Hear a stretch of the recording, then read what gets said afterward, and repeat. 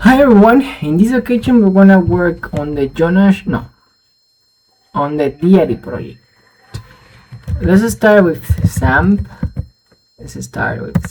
By the way, I was reviewing the book of PHP and MySQL, but I did it manually. I took a school book, and I just, let me stop this.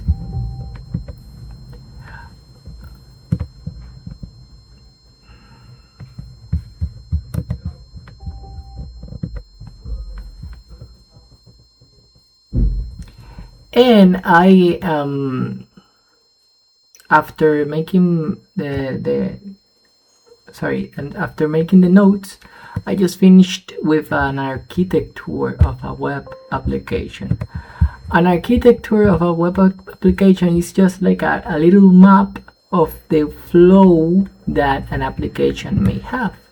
If you saw my last video on my channel, which I have for my Udemy courses, you are supposed to see how I am able to do that. I did another one that I found that was, if I am not wrong, with the connection of the server. The one that I did in the last video that I did yesterday was without a server, was only was a server, but it was more like language oriented.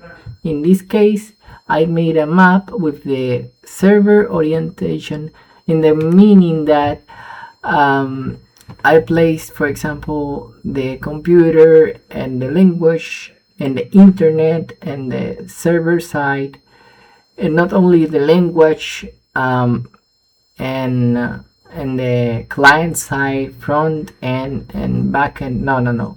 I put server side, internet, and it was kind of the same, but a different variant of the architecture of an application.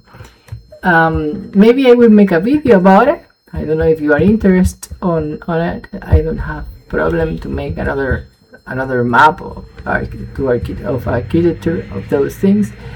But now what we're gonna do is what I told you before. Let's go to Git bash. In this video I'm just gonna open the code, because sadly the first video, I don't know why, sometimes it usually closes before the 5 minutes. So what I'm gonna do is just to stop the video before 5 minutes, and I'm gonna make another video with maybe 10 or 11 minutes. Okay, let's do it.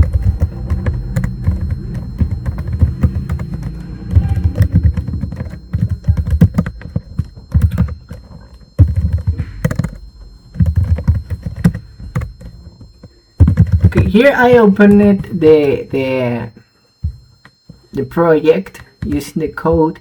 If you got an error here, remember that this has to be with the environment variables. The code point here, the error has to be with the environment variables.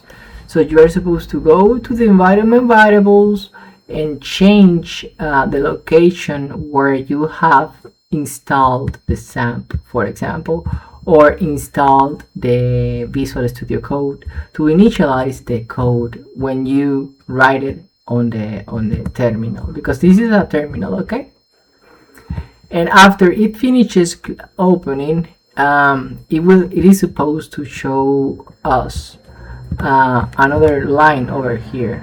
If it doesn't, you just have to press enter, make a clear, for example, and it should clear the terminal. Okay, and that was everything. Now in the next video, what I'm gonna do is to first before the video, I'm going to be checking what I'm missing, so that when I start the video, we go through what we were working through. We're not just saying things by saying them.